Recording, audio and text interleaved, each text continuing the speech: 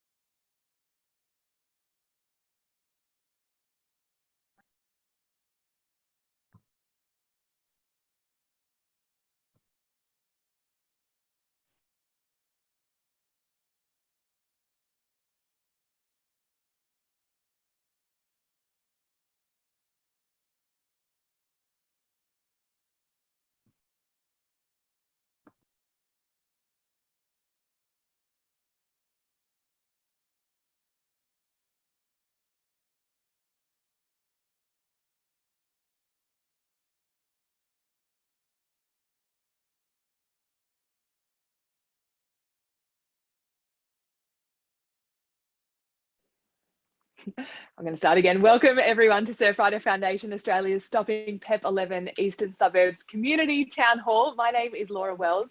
I am on the National Board of Directors for Surfrider Australia, and I'm also an avid environmentalist and campaigner.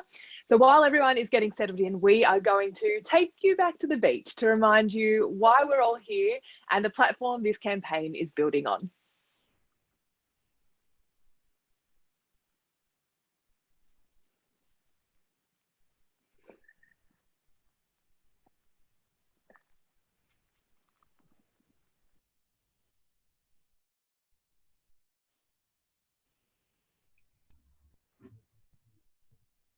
People have just come down to the beach. This thing is going to be huge. And they've come out in opposition to this potentially catastrophic project that's been proposed off this coastline.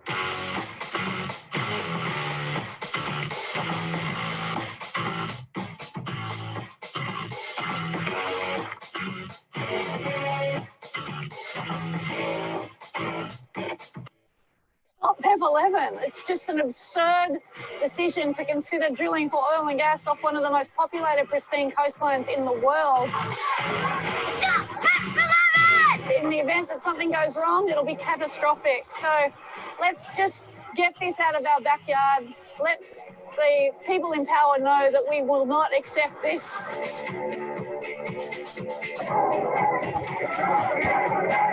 We grew up on northern beaches of Sydney, beautiful clear waters, and you don't really realise how beautiful these waters are until you've travelled the world and then come home and gone, man, we're living in one of the most beautiful areas in the whole world.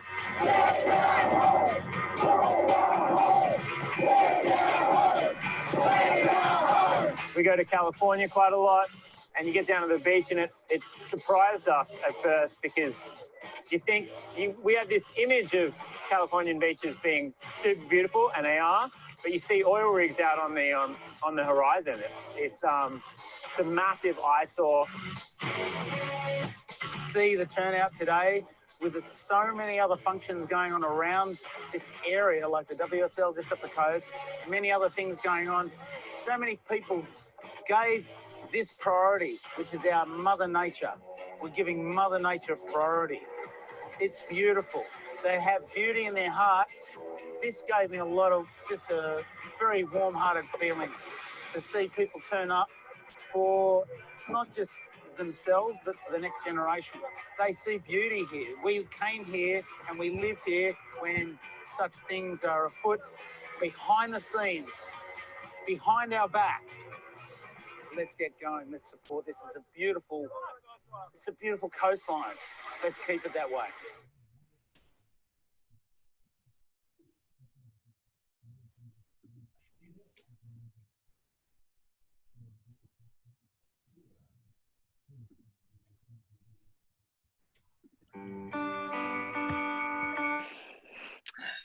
In the spirit of reconciliation, Surfrider Australia acknowledges the traditional custodians of country throughout Australia and their connections to land, sea, and community. We pay our respects to the elders past and present and extend that respect to all Aboriginal and Torres Strait Islander peoples today. We are coming together today from all different and diverse country. I'm currently coming to you from Yuin country on the south coast of New South Wales, and I would love for you all to pop in what country you are from, where you're coming from, tuning in from, into the chat box. That would be amazing. We've got a great event planned for you today. Thank you all so much for taking your time to join us. I know it's hard. We're all in lockdown, but it's amazing that you guys can all be here to support not only our environment, but this amazing campaign. So an overview of the program, we'll start with an introduction to PEP11 and Surfrider's campaign against it from Surfrider Foundation's National Campaign Director, Damian Cole. We'll then hear from Bruce Robertson, who is an energy finance analyst with the Institute for Energy, Economic and Financial Analysis. Following Bruce, we'll hear from Pro Surfer and Surfers for Climate founder, Belinda Baggs. And then we'll be bringing a representative from Surfrider's Bondi branch and the community group Save Our Coast, telling you just how you can get involved in the local campaign with this project. And we'll conclude with a panel discussion with federal member for Wentworth, Dave Sharma, and federal member for Kingston Smith, Matt Thistlethwaite, and champion freediver and photographer, Julia Wheeler. Now, we are recording this event and it will be available on the Surfrider website. Make sure that you are on speaker view, not gallery view. That way you will get the best experience possible. And please feel free to drop in any questions you have into the chat, and we'll try to get to as many of those as possible during our panel discussion. But for now, I'm going to hand over to Surfrider Foundation's National Campaign Director, Damian Cole, to run you just through the campaign and what we've been doing currently. Everyone, thanks so much, Laura, for that great introduction. My name is Damian Cole, and before I begin, I just want to also acknowledge that I'm on Wadawurrung land from the Kulin Nation, and I just want to pay my respects to elders past, present and emerging, and acknowledge that that they have a continuing connection to land, this beautiful ocean of ours and all waterways, continuing connection to their community, to the spirit and to this planet as a whole. I'm just going to share my screen. I've got a pretty cool little slideshow for you all, which it saves you looking at me the whole time. So here we go. As I said, my name is Damian Cole. I'm the National Campaign Director for Surfrider Foundation, and I actually got involved with Surfrider Foundation through the Fight for the Bite, which happened a couple of years ago. I'm sure most of you are aware of that incredible and successful grassroots campaign, which ignited our coastal communities all across the country. And as I said, was very successful because the power of our communities and individuals who worked tirelessly for that saw Equinor walk away from the project. And yeah, it was a great thing to be a part of, just an incredible moment in history for Australia. Unfortunately, by the time we kind of found all of that out, and there was some great news there, we turned our attention to a really huge issue for the East Coast. And this one wasn't far off in the southern parts of Australia, in the middle of nowhere, but on the most populated coastline in Australia. And that issue is PEP11. So I want to give you a quick overview. I'll be speaking for about 15 minutes and just give you a very quick snapshot. There's a lot to get through, so I'll probably be speaking quite quickly, but just want to give you a little overview as to what PEP11 is, why it's happening and who's behind it, what the risks and impacts to our coastline, our communities and our planet are from this project, our Stop PEP11 campaign so far, and then the most important thing, which is what you can do as an individual and a community member. So let's get into it. So let's start with what is PEP11. So we've heard this terminology getting thrown around quite a lot, but we're not sure what it means. Well, it stands for Petroleum Exploration Permit 11. And it's a permit to drill for oil and gas offshore between Manly in the south all the way to Newcastle in the north, and covers over 4,500 square kilometres. So it's quite a wide lease. And some of it actually does come in to as close to the shore as 6 kilometres from the shoreline. Now, the first going across, what are they looking for? Well, we've been hearing a lot about gas recently, and that's really the kind of been the focus of this project. But looking at their independent expert reports, it does state that the Sydney Basin compare favourably as a potential source for both oil and gas. So there is a strong likelihood that oil could be found in that area. Essentially, they're not sure what they're going to get once they start drilling down into the seabed. The next thing that we've been hearing about is the fact that there will only be kind of one exploration well at this stage, and that'll be in the Baleen area. You'll see it, the second one down there, it says Baleen. So if you follow that line across, if you look, it's a bit of a confusing map, but if you look at all of these areas here, the ones in red are where they're looking to find oil and gas. Now, Baleen will be the first one, which is 26 kilometres southeast of Newcastle. But as you can see with those red circles, there is potential for gas and oil all the way down to Sydney. So the first rig will, that'll be the start. But as we see in other areas around Australia and the world, once you find one exploration well, it goes into one, turns into two, potentially 3, 4, who knows how far this can go.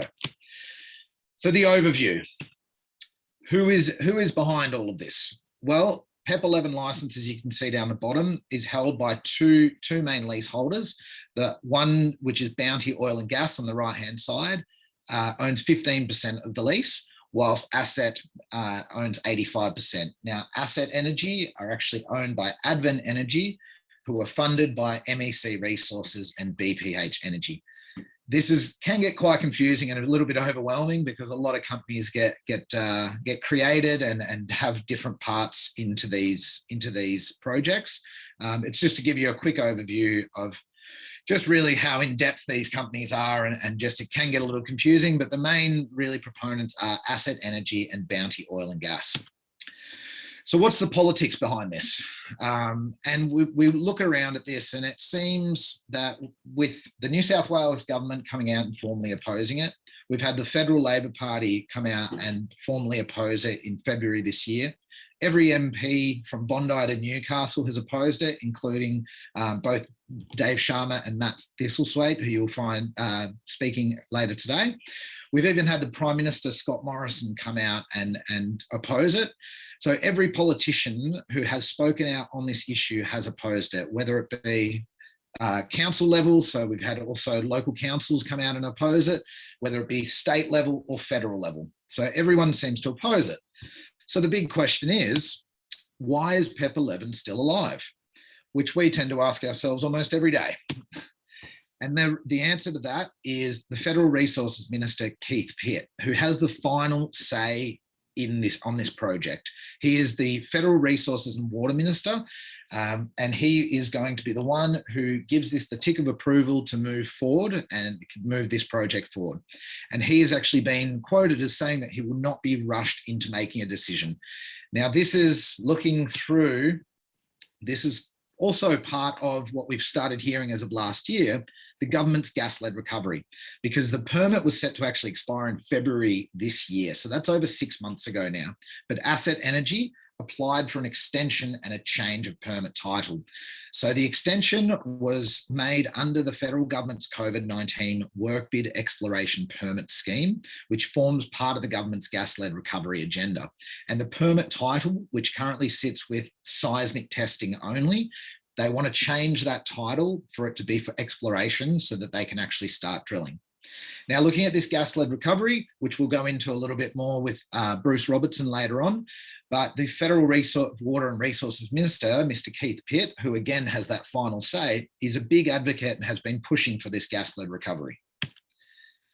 Now, looking at this, the gas situation, which again, I'll only just kind of skim over the top of this, but because Bruce Robertson will go into this a little bit more in depth, but the simple fact is we are awash with gas. We have got so much gas in Australia. We're the single biggest exporter of gas in the world, exporting over 70% of the gas found within Australian territories. You can see up in the top left, that is all the current projects and leases that are around Australia. So there's no shortage.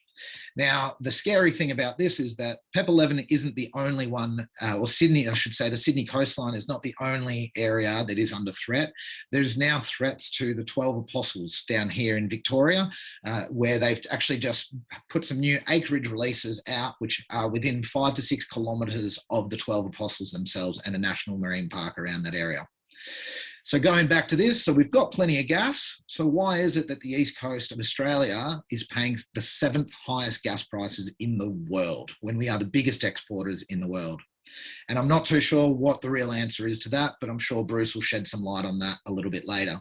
And here's another little fun fact. As you can see with the maps over on the left-hand side again, a lot of the projects are in the Western Australia, and we over on the East Coast pay twice the amount of gas than WA, and that's because they have a state policy that reserves gas for domestic use, whilst the East Coast doesn't. Now, let's move across to the risks and impacts. There is a huge list of these, but we'll just go across some of the main risks and impacts that this will have. And I like to talk about this from what I've learned in my environmental science degree, which is called the triple bottom line. So we're looking at the economics, the environment, and our social well-being. So first, as we said, this PEP11 project could be disastrous, for the New South Wales coastal economy, environment, and local communities. The economy, let's start with that. So the Sydney beach access alone is worth $1.2 billion per year to the local economy. So that means people are coming down to the beach and then spending money in those local economies. Why are they coming there? It's for the water quality, the pristine beaches that we have, and the lifestyle that we've built around our coastline and around our beaches. If you look at this beautiful day at the beach just here on the right hand side, you can see that pristine water, which we're so fortunate enough to have. That actually brings in a lot of our economy for it and what we're reliant on. And those economies, our local economies, which include tourism, hospitality, events, and fishing industries, are actually worth a combined $11 billion per annum. So we're not talking a few pennies here. This is huge industries, which you have a lot of jobs reliant on and a lot of families that are reliant on that as well. So let's jump across to the environment. Now, the coastline from Manly to Newcastle and the entire East Coast for that matter is a whale migration superhighway. We saw numbers dwindling into the hundreds in the early 1900s, and we now have an estimated 29,000 whales that migrate past here every single year. That's a huge testament to the conservation works that we've been doing. We're now putting all of this at risk. Now, the Manly Beach is also home to the endangered colony of little penguins, which they say there is an estimated 50 to 60 only around these days, so they are endangered, and that's something that, again, we should be cherishing and protecting with everything that we can. And then overall, even if there were no spills, no oil spill, no gas spills, drilling and the activities that it brings disrupt marine habitats. They disrupt migration routes and they disrupt fish and other species in that area. And the operational leaks are also commonplace. So that's something that you probably wouldn't hear about in the news, but all of these drilling operations do have daily leaks, which they call reportable leaks, only minor leaks, but over time that accumulates and it destroys the area around them. And as we've heard yesterday, actually, we had 7-time world champion Layne Beachley, who said that she went to California and used to have to scrape oil off between heats, scraping oil off her feet. And that's what can happen. Even if there are no oil spills, it degrades our oceans. It's just going to destroy it. And then we get over to climate, which is part of the environment, but this is something that needs its own quick talking to, because we've just had the IPCC report last week come out, and things are looking dire. We are not looking good. Everything is telling us to stop these new projects. We need to do everything we can to keep our planet from dying before our eyes. And gas is one of those things that is killing our planet. It's a harmful fossil fuel. Gas is a pollutant. It's made primarily up of methane, which is actually a potent greenhouse, which is up to 84 times more potent than CO2 emissions, than carbon dioxide. Yes, it doesn't stay in the atmosphere as long, only about 2 to 8 years, but we haven't even got that long. So we cannot use this as a transition fuel. Now, what happens, the quick overview of how our emissions actually affect our climate. Well, burning gas and other fossil fuels goes up into the atmosphere and thickens that pollution blanket around the earth, which keeps us warm. So what happens when you have a doona that's too thick? Well, you trap more heat in, and then it gets too hot, and it makes climate change worse, turning it into the crisis that we've got today. Now, the other one here is our community. And Australians all over the country have developed a culture around our beach and our love of the ocean. And we've always got over 80% of people live within 25 kilometres of the coastline. And something that we've all nurtured and that we'd love to have is healthy oceans, because that nurtures healthy communities, both physically and mentally. I know most of you are probably in lockdown at the moment, really keen to get out to the ocean, knowing that that makes you feel better. After a hard day's work, you know that jumping into the ocean, going for a surf, walking on the beach, whatever it may be, getting that salt air into your lungs, it puts you at ease. It's healthy for all of our communities and our families and future generations. And when we're putting at risk millions of people, because PEP11 is home to the most populated coastline in Australia, then this is something else that we have to really take into consideration. What are we doing to our local communities from that mental health and physical health point of view? All right, now we're going to take you through to the campaign thus far. So we just want to look through what's been going on over the last couple of years. And I want to begin with the fact that this is, again, community power. And we see this time and time again with environmental issues. The community stands up because we love our backyard, we love our environments, we love our home, and we're there to stand up and protect that at all costs. So the community power that we've seen over the last few years, we've seen the organisations of Surfrider Foundation, Surfers for Climate, Save Our Coast and Living Ocean all come together and work together to make sure that we can raise awareness and put a stop to this potentially disastrous project. Save Our Coast in particular, they were the first to jump on this over 3 years ago, and we'll hear a little bit later about from one of their representatives. And they've been doing incredible work since 2018, amassing some 80-odd thousand signatures in different petitions, talking to so many community members and running so many events, and they brought us into the mix with this. And for that, we give a huge thank you to Save Our Coast. Then we jumped in, and we always like to have a little bit of fun here at Surfrider Foundation. So we got riggy with it. We got some cardboard cutouts. We had our filters go out. This was last year, just to put a little bit of perspective for people on that coastline, to show that this is a possibility, that there could be oil and gas rigs off your coastline in the very near future. Then we took, in December last year, along with Save Our Coast, we took a delegation with Surfrider Foundation to Canberra, because we thought, right, we need to take it to the people who are making these decisions. We had a paddle out on the right-hand side. As you can see, that water is not the Northern Beaches. That is Lake Burley Griffin, right in smack bang in the middle of Canberra. I would not recommend going into that water or swimming in it or getting anywhere near it. But again, this is a testament to what we do as environmentalists and conservationists. We'll do whatever it takes to protect what we love. We then had a whole bunch of meetings with a number of politicians. We held a press conference, and we really pushed the issue into their offices, and we let them know that our community will not stand for this, and that something must be done.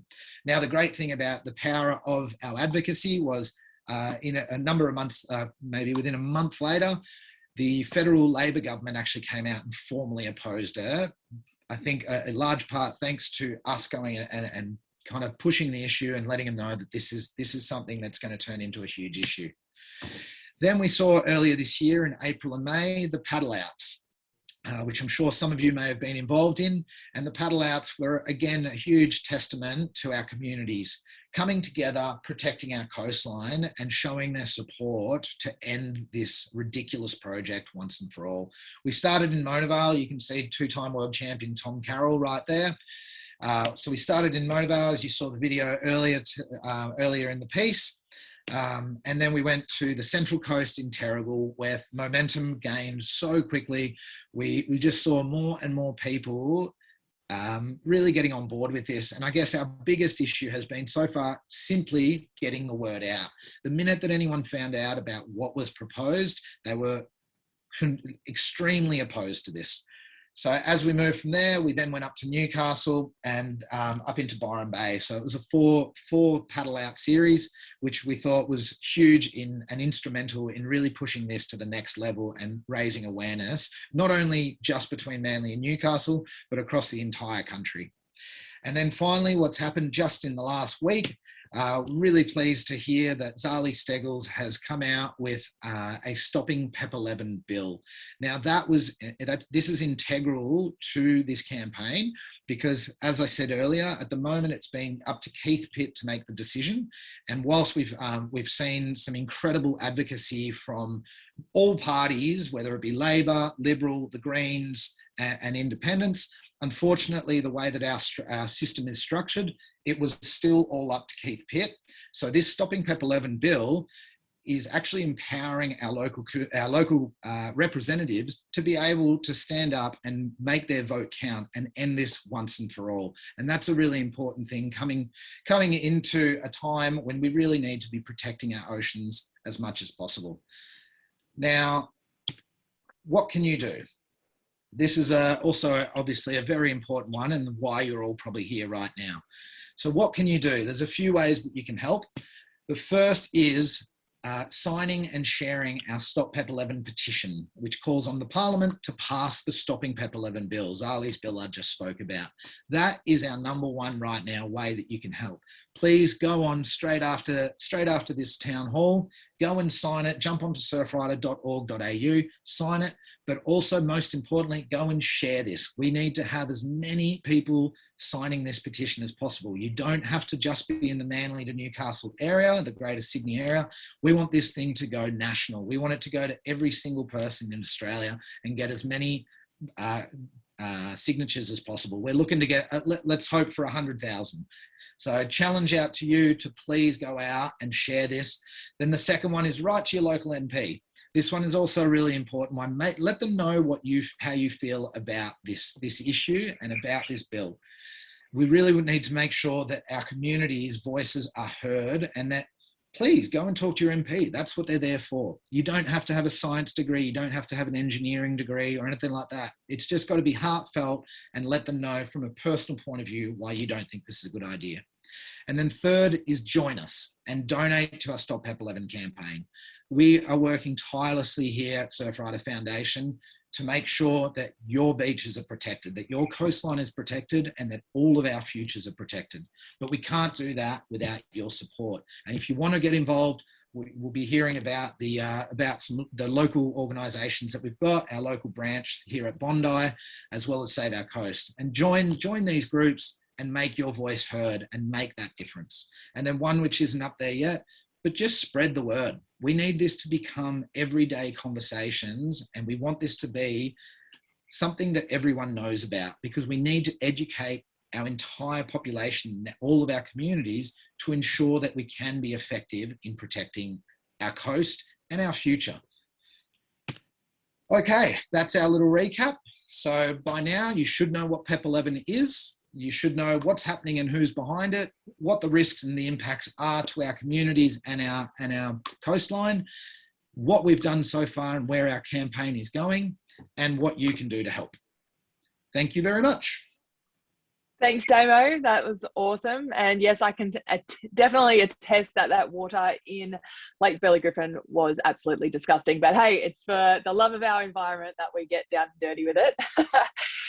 Next off, we're going to throw over to Bruce Robertson. Now, Bruce is an energy finance analyst with the Institute for Energy Economics and Financial Analysis. He's going to talk to us about the absolute insanity of the government's gas-led recovery policy and why it's enabling projects like PEP11 all around Australia. Thanks, Bruce. Just bear with me 1 second.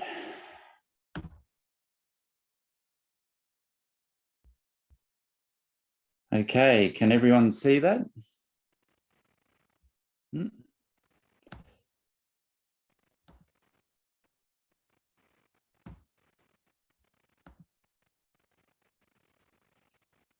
Okay, look, 70% of all gas produced on the east coast of Australia is exported.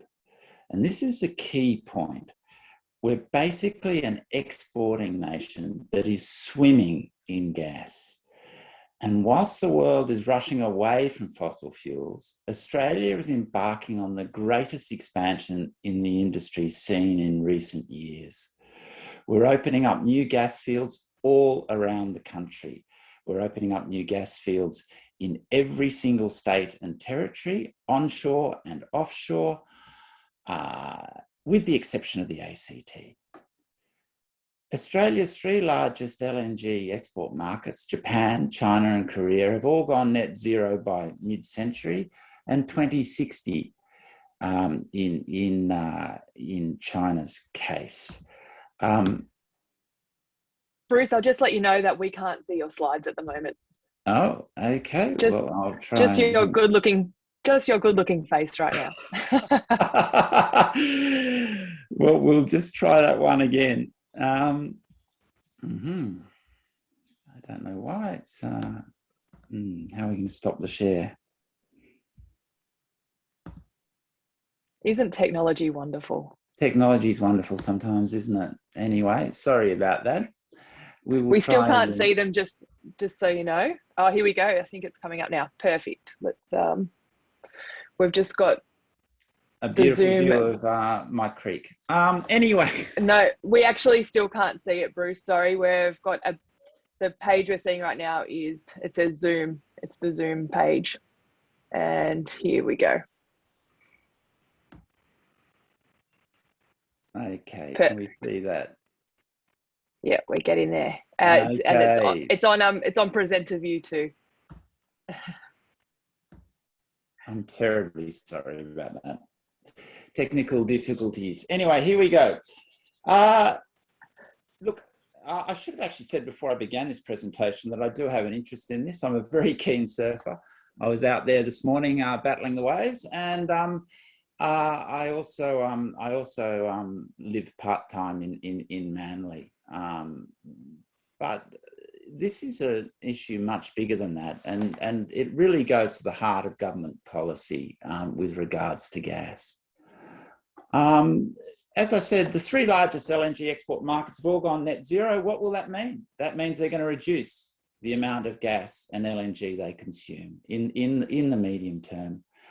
The International Energy Agency has stated that no new natural gas fields are needed in the net zero emissions by 2050 roadmap, beyond those already under development. Now, it's not possible to meet net zero emissions by 2050 and open up new gas fields. It's simply not possible. That's what the IEA is telling us. That's what the UN Environmental Programme has told us. That is what all the scientists are telling us. We can't develop new gas fields. Current policies are that we're opening up new gas fields in every state and territory except the ACT. Japan has announced its power plan to 2030, and it's the first major importing nation to announce large cuts. Bruce, I'm just going to jump in there. Can you hit the slideshow button down the bottom there, because we've got your full screen up at the moment, just so we can just see the slides. It's down on the bottom right next to that little book.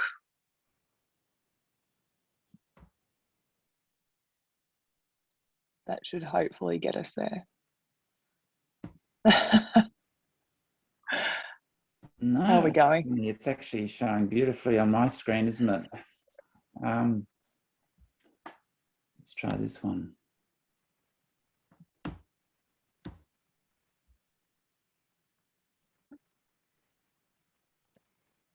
No, it doesn't want to work. I'm terribly sorry. Okay, that's all right. Keep going.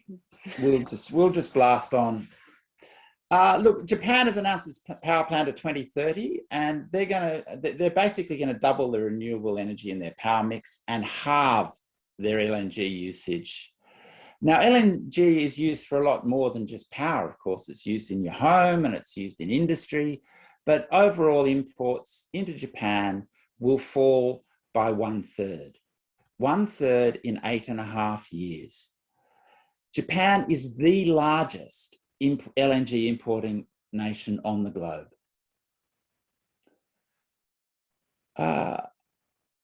After the COVID-19 slump in gas demand in 2020, the USA sees further decline in gas usage in 2020 and 2021.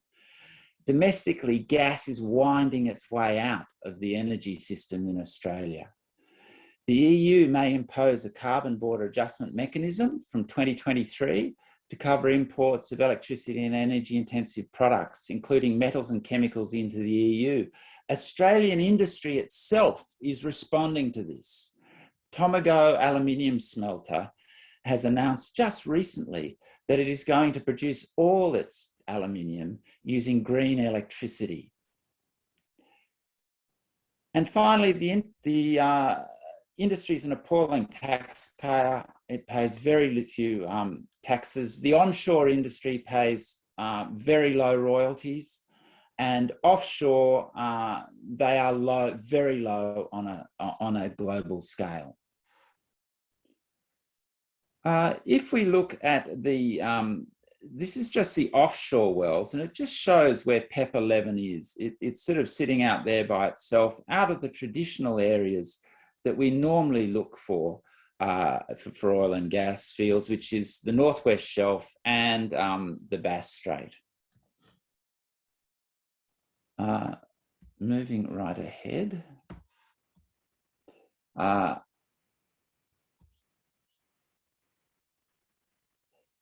major competitor in LNG exports is Qatar. Now, Qatar is a very low-cost producer, and it's a very low-cost producer because it has an amazing resource that's close to the coast, and it's also in shallow water, and it's just a very good resource. And plus, the Qataris really know how to do this stuff. And so they are looking at expanding their production by 64% into a declining market. They are looking at cutting prices by around 22% to secure new customers. So we face substantial competition with our gas-fired recovery.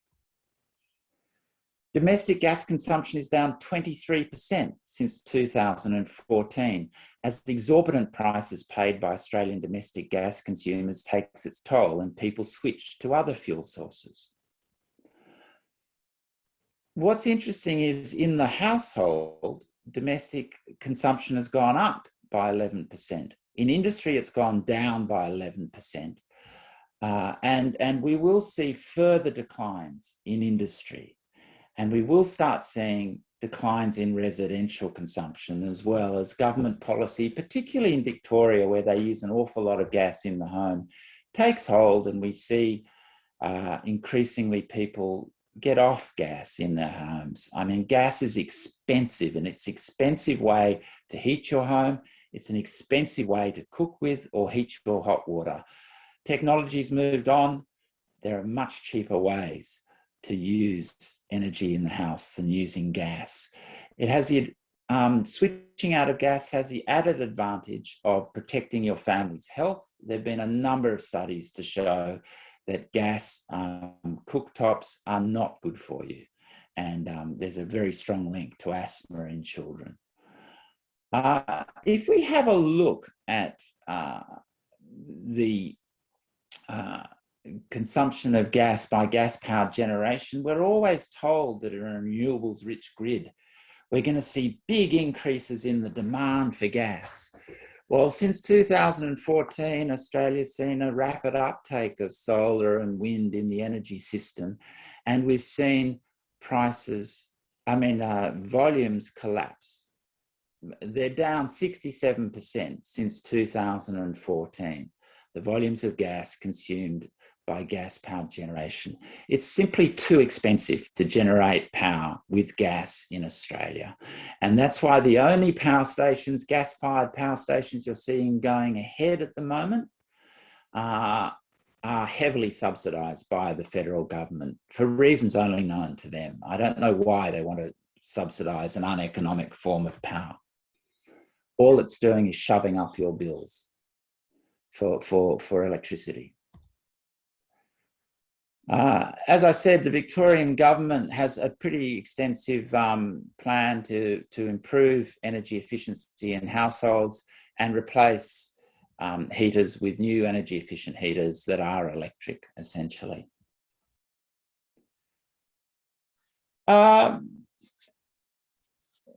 Look, I think the important point to note that gas is not a transition fuel. There's only one body that's modelled the whole energy system in Australia, and that's the Australian Energy Market Operator. And it sees a smaller role for gas in the future in a renewables-rich grid in its integrated systems plan. A smaller role for gas, not a larger role. Gas is not a transition fuel. It's a fuel transitioning out of the energy system. Now, what's curious is that while all this is going on, the gas industry is planning on embarking long life projects emitting high emitting gas into the energy system post-2050, based on our government's gas-fired recovery. If we have a look at prices, if you have a look, Australia on average is about the 12th most expensive according to the International Gas Union. However, when you split up Australia into the East Coast and West Coast, you see that Eastern Australia is the 7th most expensive market on the globe out of 54 nations surveyed. All the ones above us are importing nations. They rely on Australian gas to fire them.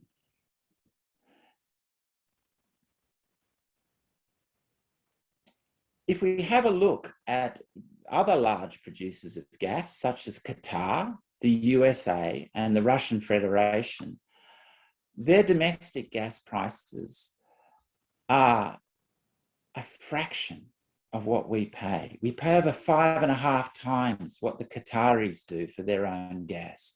We pay over 3 times what the USA does for its own gas, and nearly 5 times what the Russian Federation does for its own gas. Gas prices in Australia are not competitive.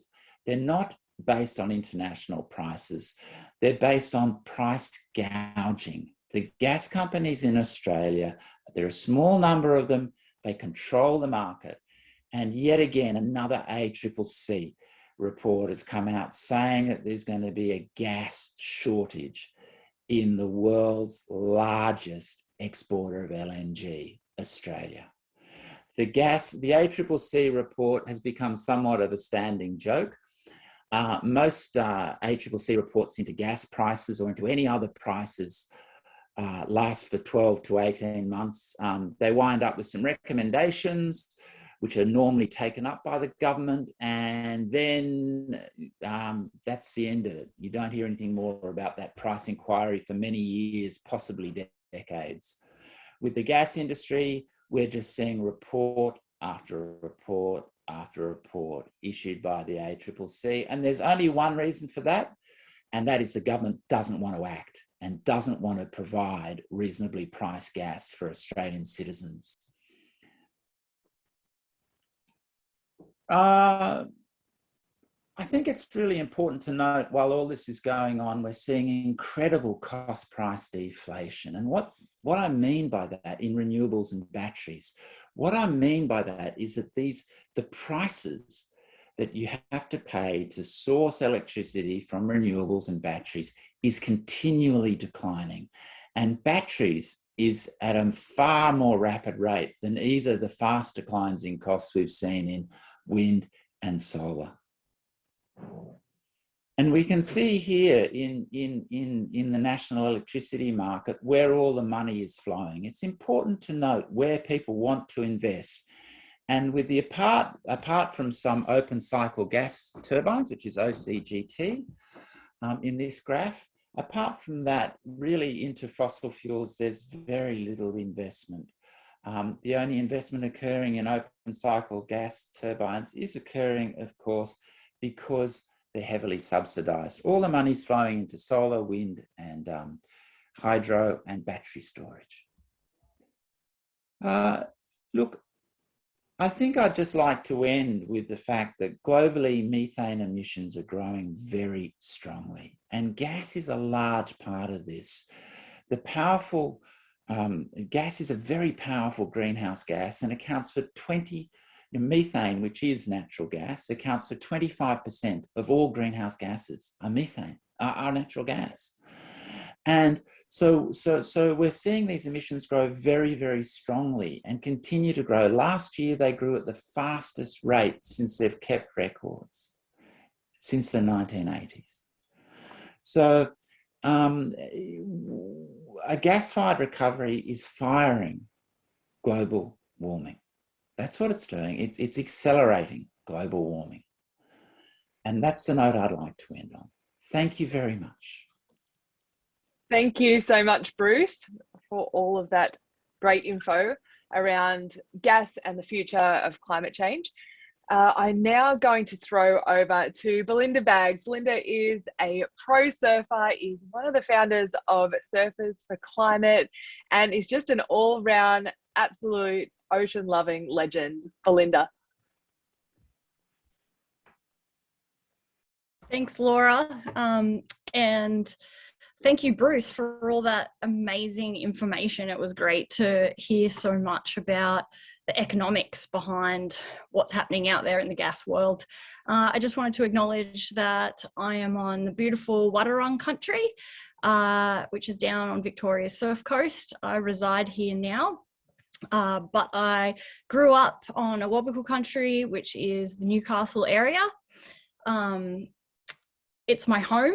It's where my entire family live, still to this day, except for me. And I've been working on this campaign in various capacities for, since the beginning when this was a seismic testing issue with Save Our Coast. And I'm so very thankful that surf riders jumped on board and amplified it into such a massive national issue, and we're able to really kick some ass here. So thanks, guys, so much for that. I'm a second generation surfer from Newcastle. My dad taught me how to surf. I think I still have grains of sand embedded in my ear canal from getting washed over the shore break at Dixon Park and Merewether.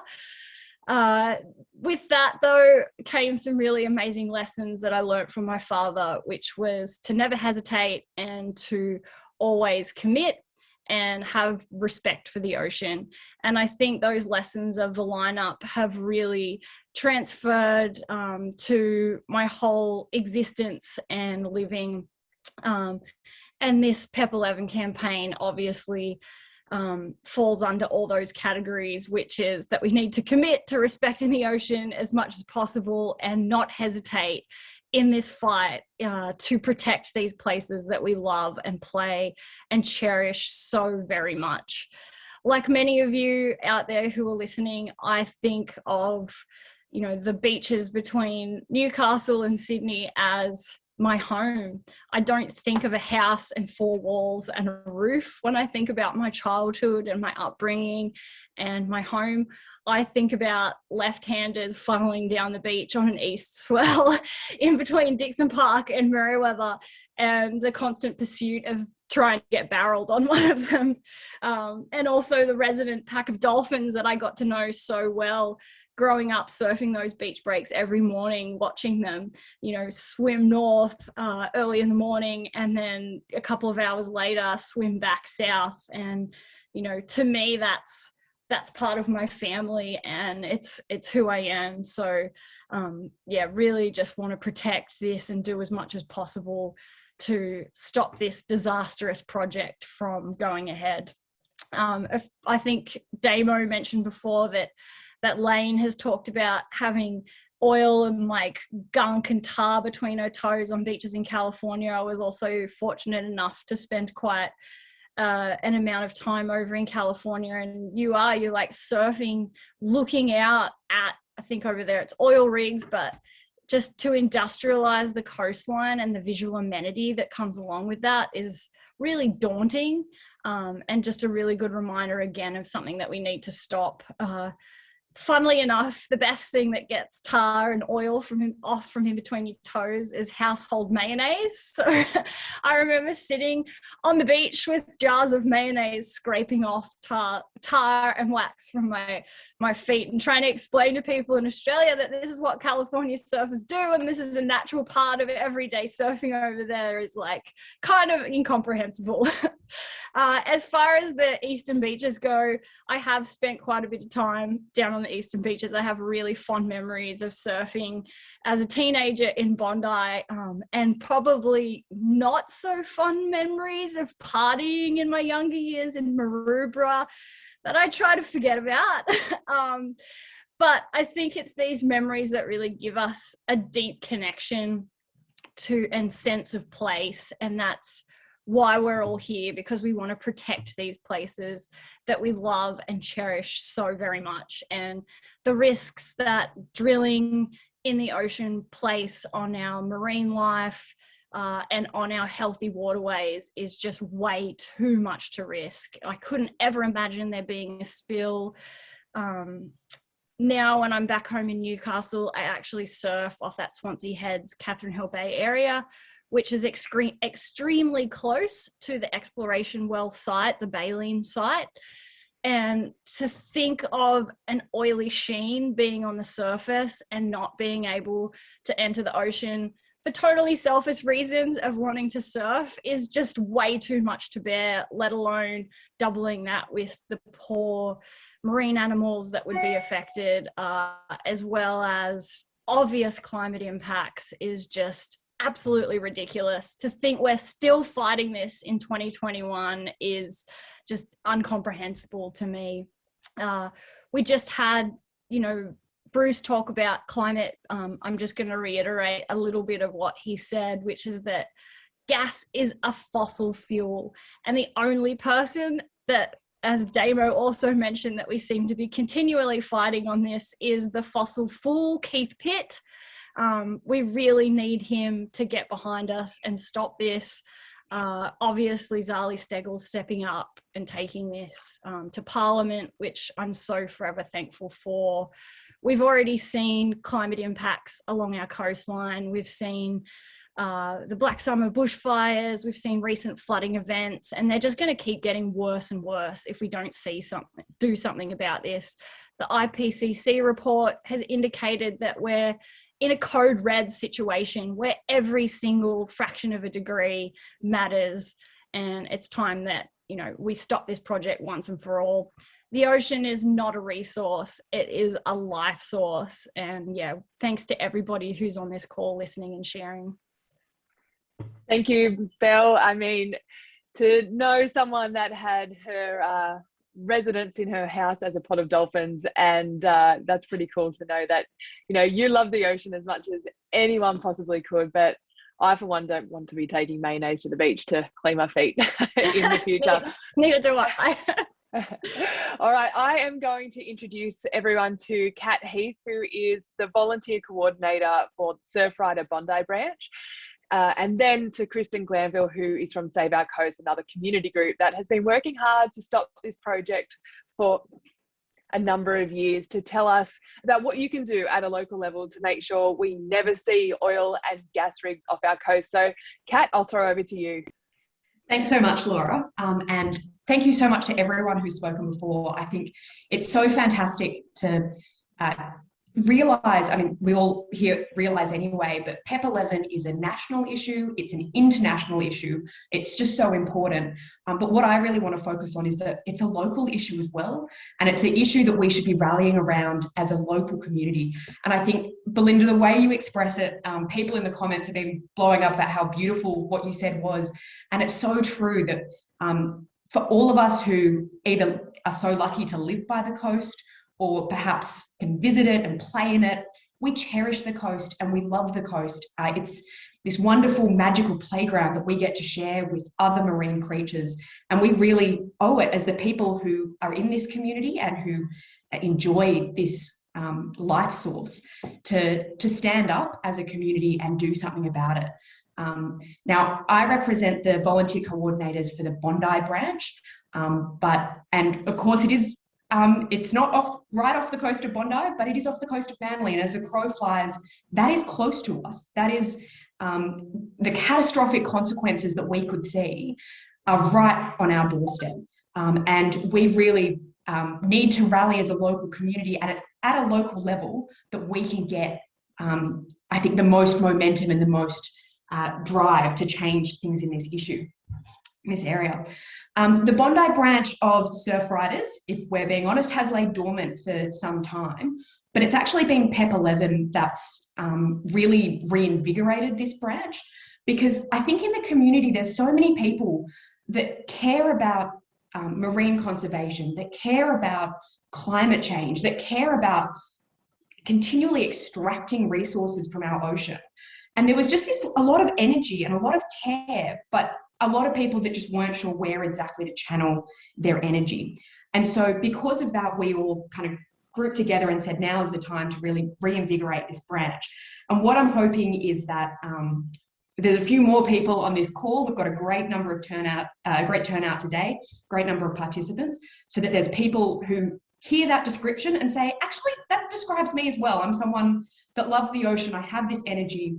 I'm going to do all the steps that Damo's already spoken about. I'm going to write to my MP. I'm going to sign the petition. But I actually want to get more involved, and I want to stay involved, and I want to be part of a community, local community that cares. So if you feel that way, then what I'm going to encourage very strongly is that you get in touch. It's not just to Bondi, anyone on the eastern suburbs, come along and join our community. And I should say as well, these issues are serious, but we also like to be a fun and an inclusive community. Even in COVID times, it's actually great to have a Zoom catch up and share some thoughts with like-minded people. But as we grow, we're hoping that we can also incorporate a really fun community vibe around it, so that we're hoping things like a classic surf flick at the end of every meeting that we have. So if that sounds also like something that you want to be a part of, then definitely reach out. So the question that some people might have is, how do we reach out? How do we get involved? So there's 3 ways that you can do it. First way, Facebook group. So it's the Surf Rider Foundation Bondi. If you get on Facebook, type that in, that'll provide you the sort of platform that we're using to communicate with our members at the moment. So click like on that. We are going to be having another meeting coming up shortly, and all the details about that meeting, when it's going to be by Zoom. So how to link in, when it's going to be, that's all going to be up on the Facebook group. So make sure you like that, and we'll get a bit of traction there. The other thing you can do, and the other thing I'd strongly encourage you to do, is get onto the Surf Rider website. If you get on this, that's at surfrider.org.au. You'll see that you can sign up as an individual. Sorry, I've got my screen up here. So you can sign up for an individual membership, select your branch, select the Bondi Beach branch. That's a bit of a tongue twister. And if you do that, you can become a member, and we'll get all your details that way. The third and final thing, if you're unsure, if you've got questions and you want to just reach out to us and have a chat, our email address is bondi@surfrider.org.au. So that's bondi@surfrider.org.au. Either me or someone else on the team will get back to you as soon as possible. And we really want to grow this. We really want to take everyone's energy and put this towards PEP11 and then projects going forward into the future. So I hope that after this, I hear a lot more from people who are on this call. Get involved, and can't wait to meet you all. Thank you. Legend. Thank you, Kat. So as you heard, jump on, join up to Surf Rider and absolutely make a difference in the Eastern Beaches or any of your local areas. Okay, I'm throwing over to Kristen Glanville from Save Our Coast. Kristen, take it away.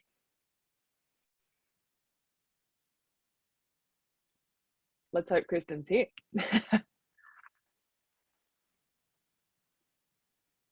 Have we got Kristen? If we don't have Kristen, I'm going to go straight. Oh, here she is. I'm going to ask someone at operations if they can add Kristen into the Zoom as a speaker. And if not, I will throw to Kristen after and we'll go straight into our chat. She's added in. Okay, Kristen, take it away. Thanks, Laura.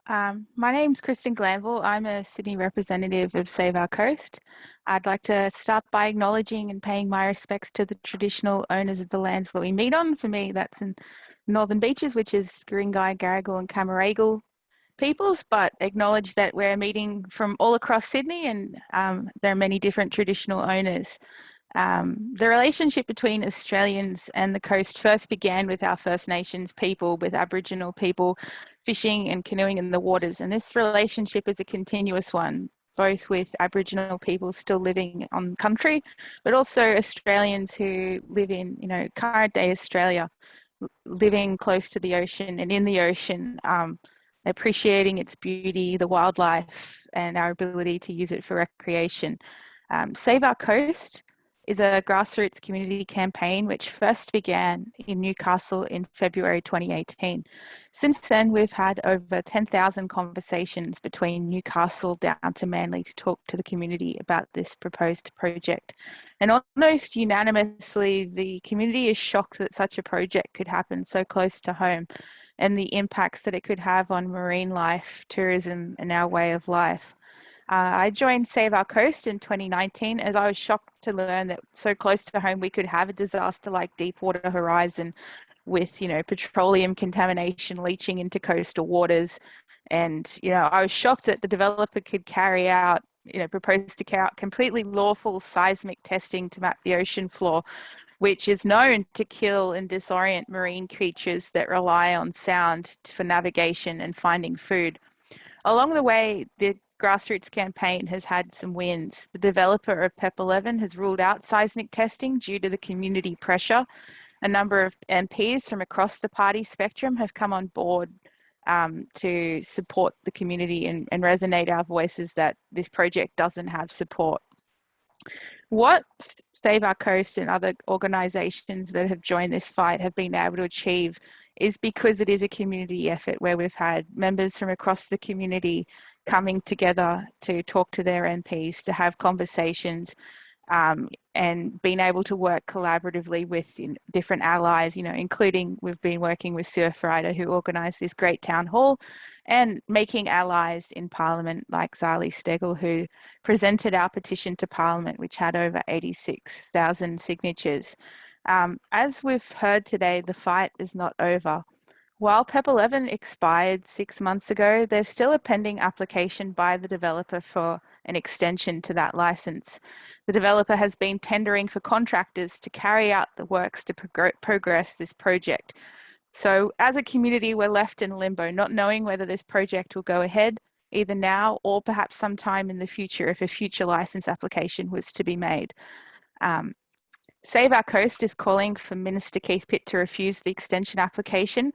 We're also calling upon the MPs who have joined us to express opposition for PEP11 to get on board and vote in favour of the bill which is being proposed by Zali Steggall, which would both end PEP11 now, but also prevent a future PEP11 type project happening in the same location.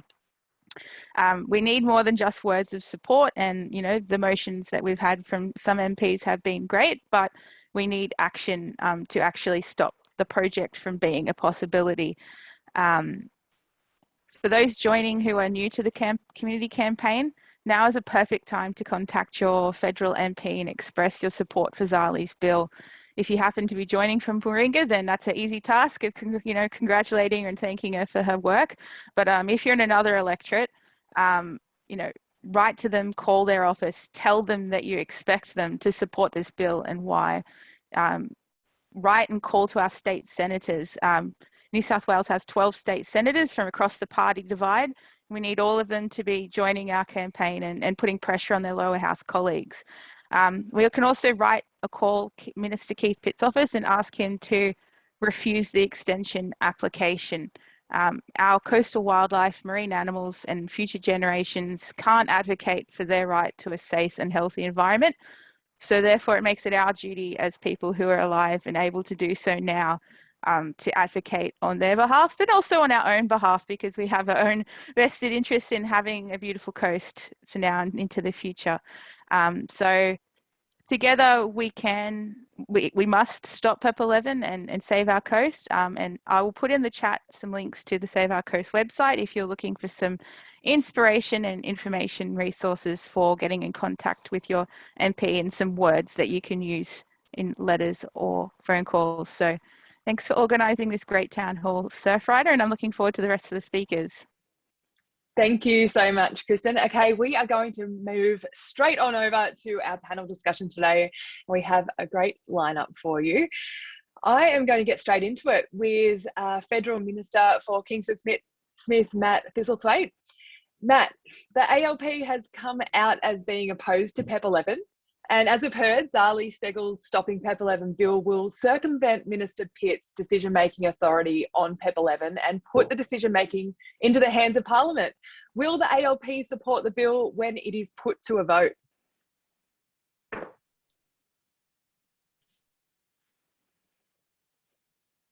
Have we got Matt here? No, we've got... Where are we at? We're having a lot of technical issues today, aren't we? And we can't hear you either, Dave, and you're there. I'm here. Okay, well, you know what? Got me now? Okay, Matt, we'll throw over to Matt. Matt, did you hear my question? I did, Laura. Yeah, thank you. Excellent. Thank you. Good afternoon, everyone, and thanks for the opportunity to join you all for this very important forum about PEP11 and the future of Australia's pristine coastline, particularly around this area that we all love and live around. Like many of you, I've been a lifelong surfer. I grew up in Maroubra, surfing the waves there, and continue to get down there and surf regularly and have an affinity with not only that beach, but the beautiful coastline around this area as well. I'm strongly opposed to PEP11, as are my Labor colleagues. I've spoken in the Parliament in opposition to the PEP11 proposal. And I've had a read of Zali Steggall's bill, and I support the bill that she's putting forward. And I hope that we get the opportunity to vote on it in the Parliament over the coming months. But I don't want to raise people's expectations too much. Unfortunately, the way these things work, with private members' bills, the government tend to control the numbers in the Parliament, in the House of Representatives, and what bills get debated and what don't. And I suspect that they will allow Zali to introduce this bill, to do her speech on it, but then it will disappear into the ether and it will never be voted on in the Parliament, which is a great shame. Nonetheless, I'll continue to campaign against PEP11. We'll continue to push the Minister to make a decision and to reject the extension of the permit and do all we can to support the wonderful campaign of the Surfrider Foundation. All right, thanks, Matt. I'm going to stick with you. The International Energy Agency says we don't have any new coal, oil or gas. We can't have any new coal, oil or gas, sorry, if we are to meet our climate goals. Does the ALP support the expansion of Australia's coal and gas industry during the climate crisis? We do need to make sure that we're reducing the amount of fossil fuels that we're producing as a nation and internationally. The IPCC report that was released last week is quite alarming reading for anyone that hasn't had a look at it. And it basically points to the fact that if we're going to meet the international commitments that Australia has signed up to and that the world is committed to limit warming to 2 degrees, then we need to make sure that we're reducing the amount of fossil fuels in the atmosphere. So we need to come up with a strategy to ensure that gradually over time, we're increasing the amount of renewables in the system and reducing our reliance on fossil fuels. Now, when Labor was in government, we had a mechanism to do that. We established an emissions trading scheme. We established the Clean Energy Finance Corporation. We established the Australian Renewable Energy Agency, and all of these important bodies that have been working to boost renewables. Unfortunately, the coalition government got rid of the emissions trading scheme. That would have been an economy-wide mechanism that would have set a price on carbon emissions.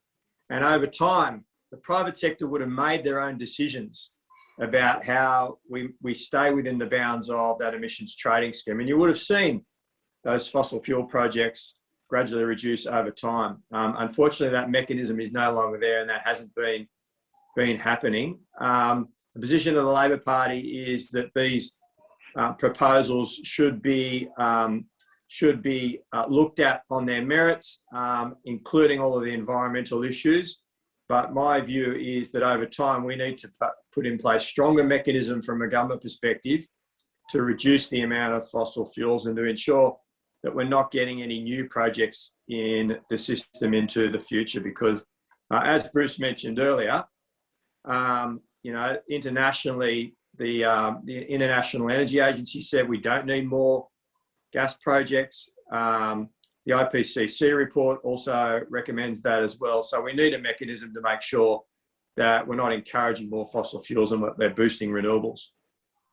Great. So taking from that, I guess if we're not supporting drilling for offshore oil straight off Sydney, are you supportive of drilling for offshore oil anywhere off the New South Wales coast or any other iconic coastal location like Victoria's Great Ocean Road?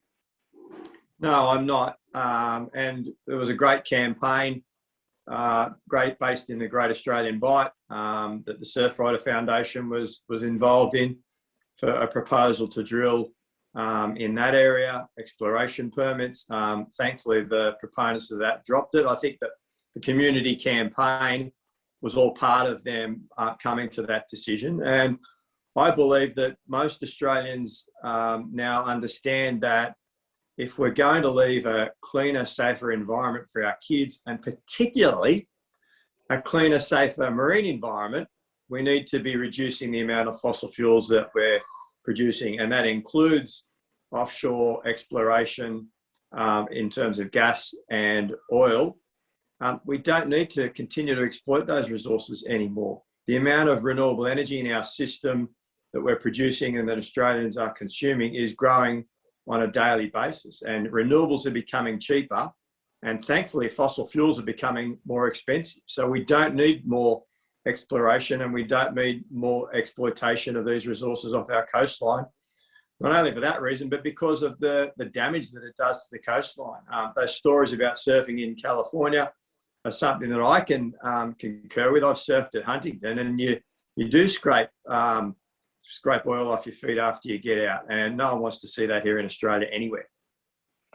Yes, thank you, Matt, for your support on this. We hope for no PEP11 off our coast and no mayonnaise on the feet in the future. Thanks, Laura. All right, I'm going to bring on Federal Member for Wentworth, Dave Sharma.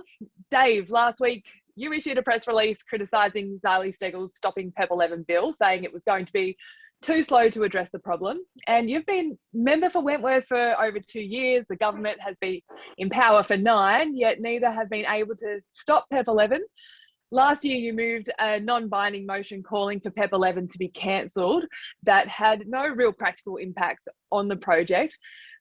When have you taken any effective action to stop this project to date, and why should the community believe that you are capable of stopping it now? Well, thanks, Laura, for your question, and thanks for having me on. And I did just want to congratulate Damian and Surfriders and everyone involved for getting behind this community campaign, because I think you hear a lot in politics, and I'm quite new to politics, about disengagement and disillusion with politics. And my answer to that is always, the best remedy for that is more engagement and more community activism. So look, on PEP11, I've been opposed to this ever since I first learned of it. And I've got to say, full credit to the Surfrider Foundation. I only heard about it because of you guys and your campaign that brought it to my attention. How it works is the license is expiring or has just expired. So obviously when a license is still in effect without appropriating someone's property and having to compensate them, you can't cancel a license. What I've been campaigning on, and some of my colleagues have been, is to stop the renewal of PEP11. So I've moved a motion in Parliament, as you mentioned, that was spoken to and supported by people from all sides of the aisle, Labor, Liberal and Independent. I've written to John Barilaro and discussed this issue with John Barilaro. I've written to Keith Pitt and discussed this issue with Keith Pitt. John Barilaro, as you know, has come out against the renewal of PEP11. The Prime Minister, Scott Morrison, has come out in the renewal of PEP11. The decision is ultimately, at the moment, one for Keith Pitt. And look, I respect the rule of law and decision-making processes. He's got to go through a process with this. But I'm relatively confident that with John Barilaro opposing it, every local politician opposing it, and I expect the expert advice. I haven't seen that yet, but it's the National Offshore Petroleum Safety and Exploration Management Authority, I think it's called, NOPSEMA, which actually has to give advice to Keith Pitt about this, including the environmental consequences and the environmental risks and a number of other things. So, you know, I respect due process and the rule of law in all these things, but I'm campaigning against it within that parameters to make sure that this doesn't go ahead. And I firmly do not expect it to happen, but I also understand that certain processes have to be gone through to reach that endpoint. Absolutely. And, you know, I hope due process can be done, but with Zali's bill, it can override Minister Pitt's authority. And assuming the ALP and other crossbenchers support the bill, which we've heard from both sides that, you know, they really do support it, it could pass with the support of just 3 Liberal Party MPs. So will you vote for the stopping PEP11 bill when it is put to a vote? Well, I'm certainly open to the legislation. I've looked at it. I'm getting some legal advice on it. There are a few issues, particularly around retrospectivity, which I'm a little concerned about from a legal perspective.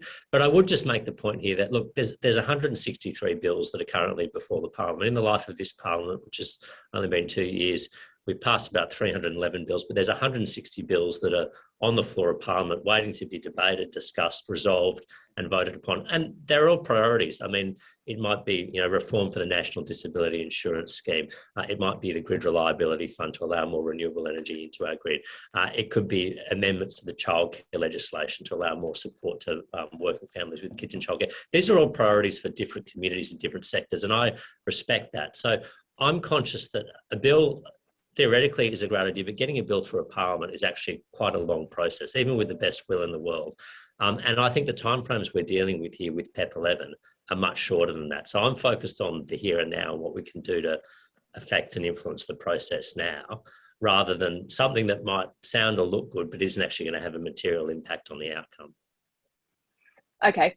The government is spending hundreds of millions of dollars at the moment subsidising new oil and gas exploration, and has recently opened up vast new areas of pristine coastline to oil and gas exploration. Do you support the use of public money to expand Australia's oil and gas industry? No, I don't. And look, I'd quibble with that assertion. We'd have to get into the detail exactly about what you mean about subsidising. But look, my view is fossil fuels at the moment have a necessary but evil impact in our system, if you like. They're a necessary evil, but we need to be transitioning away from them. We've got legacy fossil fuel assets. We've got legacy fossil fuel industries and sectors.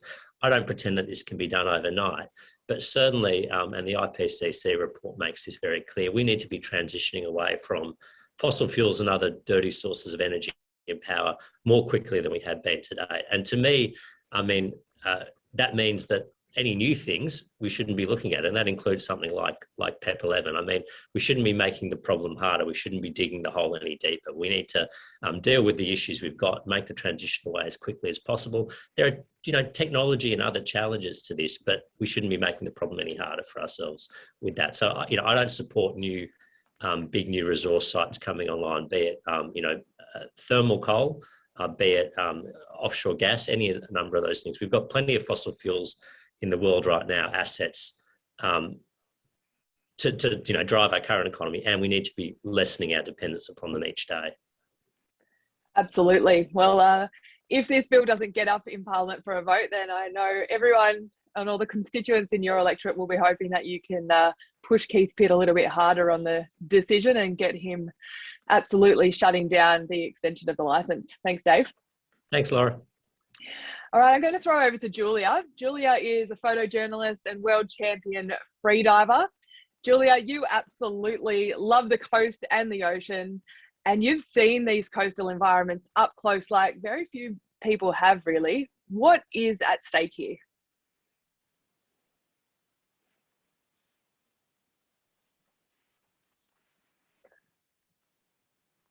Have I got you, Julia?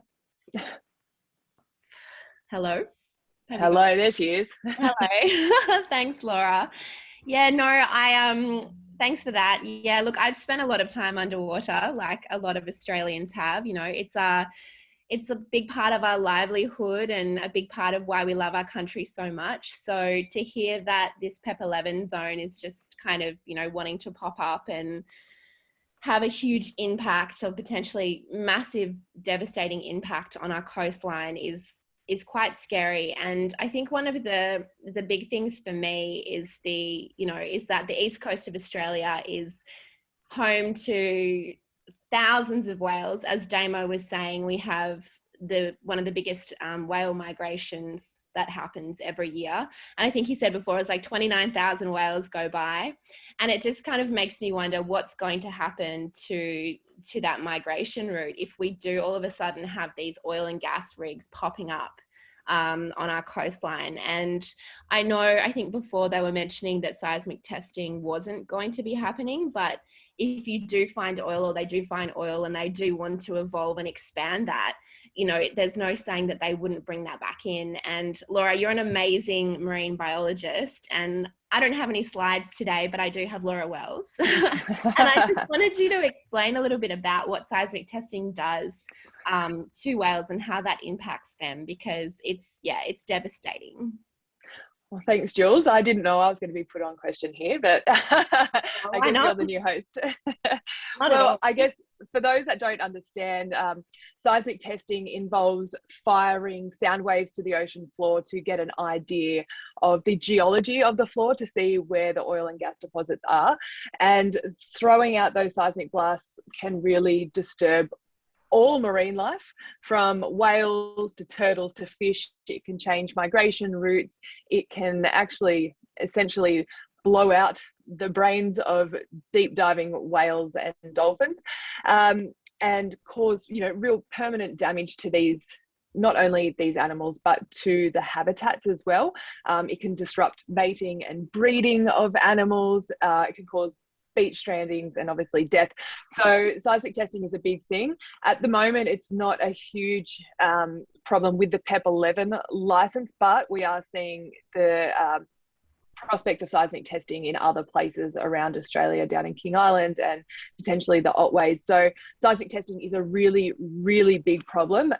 We actually need to do more research into it. There has been a Senate inquiry that came out in June this year asking for more data, because we don't have the specific data on what it's actually doing to these animals. We do have anecdotal evidence and a little bit of empirical, but we really need more. So seismic testing is not great for our animals or for our environment at all.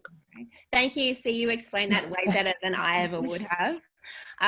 So yeah, I guess that's one of the key things that's really concerning for me. And then, you know, a lot of families love watching our horizon and watching whales breach and everything like that. And if we had, you know, there's the potential here that we would be replacing beautiful scenes of humpback whales breaching with these oil rigs, and I don't think anybody really wants that.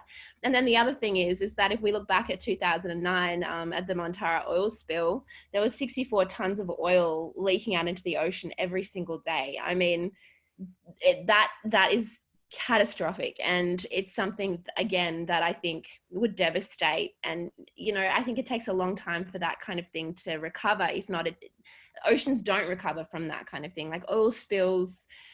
Yeah, look, there's so many things, so many reasons why we need to stop PEP11 and just oil and gas exploration in general around Australia. And again, I think there's something like 11 years left before climate change becomes irreversible. And in 2019, when we had our black summers, I think we emitted approximately 534 million tons of greenhouse gases. Again, these are things that are all playing a part in the fossil fuel industry that we don't need. So yeah, for all of the parents out there who have kids, if you're not fighting against this for yourself, you should be fighting against it for your children and for the community. And yeah, just being as best as we can be for the ocean, because it gives us so much life and we need to protect it.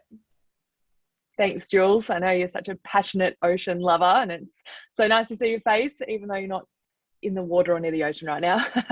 Bruce, I'm going to throw to you. Is PEP11 what the government's gas-led recovery policy looks like? Is anywhere on the coast safe at the moment? No. Basically nowhere in Australia safe at the moment. If we have a look, we had record objections for any project in the history of the New South Wales planning system to the Narrabri gas project. There was significant local opposition. The climate effects were never addressed in the EIS, and basically the project was approved. Now, the Narrabri project has licenses that extend all over the Liverpool Plains. If you had a bit of toast this morning, odds are on the bread that came from was made. The wheat that came from was grown on the Liverpool Plains. It's a bread basket of New South Wales, and you know, basically what we're doing is defecating in our own nest. We're doing it off the coast of Sydney, and we're doing it to our food bowls. The consequences of this are profound. There's just no doubt about it. The consequences of this are profound, and we can't afford to do this. We can't afford it. It's too expensive. I mean, that's the bottom line. Everyone talks about economics, and they only look at the upside. They never look at the downside. You know, at the moment, there's about $60 billion worth of offshore decommissioning that we have to do. $60 billion of offshore decommissioning that we have to do. The companies involved in this are trying to run away from it. Recently, we've seen BHP look at selling its whole petroleum division to Woodside. You know, Woodside recently, you know, left the government with the decommissioning liabilities for its one of its oil wells, which started off at 400 million and now blown out to nearer $1 billion. So, you know, this is happening now, the decommissioning phase. It's very expensive, and really there are some safeguards being put in place now, fortunately, by the minister, and I congratulate him on that. But it's a huge issue going forward. All right, so the economics just don't add up. Thank you, Bruce. I've got two more questions. One, I'm going to throw over to you, Belle. Does it make sense to be doing something like PEP11 and the other projects proposed around the country right now from a climate perspective? Absolutely, 100% not. As I mentioned earlier, the IPCC report put us all on code red. We can't have any more new oil and gas fields opening up anywhere, particularly in our oceans when we rely on them as a life source. In that report, it stated that 0.5 degrees of our current warming is from methane. We've already discussed on this call that gas is methane, and so we definitely need to stop this as soon as humanly possible.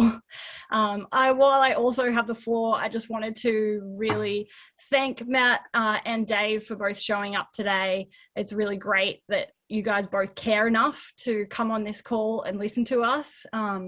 The groundswell's growing. We're all here because we want to vote climate and environment on the next election. And as our leaders at this time, we're relying on you to stop PEP11. So yeah, thanks so much for turning up, guys. Thanks, Belle. Damo, one last question for you. What did you learn from the Fight for the Bike campaign that's relevant to PEP11? Is it all about community? Is that what's the most important thing here? Yeah, I definitely think so. I mean, as I mentioned when I spoke earlier, it was a really historic kind of campaign that we saw with the Fight for the Bite, in that this wasn't just some big organizations that took it on or anything like that. This was every single person who stepped foot on those beaches for paddle outs or posted on social media, wrote letters. That was the power of community, and that's how we banded together and actually helped stop like this potentially catastrophic issue. And it's something that we really need to do again here, and we will need to continue doing with different things. Is all of us here have benefited from the ocean in some way, shape or form, whether it be financially, whether it be, again, our social well-being. The very oxygen that we're breathing is thanks to the ocean. And that's something that we need to really take into consideration when looking at the threats that we see like PEP11. Well, what are we all doing to actually protect this? Because it won't protect itself. You know, this ocean has given time and time and time again. It's given everything that we've ever needed and wanted, and it has never, ever asked for anything in return. And we're at a point now, as we keep hearing, that our world is in a lot of trouble, including the east coast of Australia, with this PEP11 campaign. And the ocean is crying out for help, and we need to step up. It is our responsibility and our duty as custodians, the new custodians of this land and this ocean. We are here and we need to look after it to ensure that we can actually leave a legacy for future generations and that we can hand that legacy on. So we need to look away from this short-term gain and look at what these potential risks are and step up. And, you know, we heard yesterday as well that this is not a spectator sport. We need to get involved. Every single one of us, join community groups, get educated and raise your own awareness, and then spread the word like that. And the way that you can do that, obviously all of you here today that have been, you know, listening to all of this, gathering information, this is your first step. And as I mentioned, please come and sign the petition on our website, join our groups, you know, spread the word. This is how that power of community works. And that is how you can see, you know, our local communities can beat these multi-billion-dollar companies who are trying to destroy our planet for their own personal gain. So I urge everyone to step up and really take that responsibility and that love that you have for that ocean, whatever it may be, whether it's diving, surfing, walking on the beach, harness that energy and use it for good. That for me is that really kind of important part for all of us to do. Absolutely. Thanks, Damo. And I just want to say a huge, big thank you to everyone that has participated today. Belle, Bruce, Julia, Kat, Kristen, Damo, and a big thanks to Dave and Matt, who are extremely supportive of stopping PEP11. And hopefully if that bill gets up to a vote, they will be voting there with it. For everyone at home listening, please jump onto surfrider.org.au to sign the petition. It is so easy. It only takes a couple of minutes. And you can also write to your local politician to get them to support stopping PEP11 too. It is absolutely up to all of us to raise our voices and work together. Get on board with Surfrider Australia. We need your help and your voice, and we can do this. Let's stop PEP11. Thanks, everyone.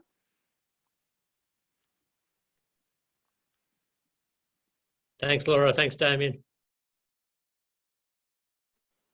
Thanks, everyone.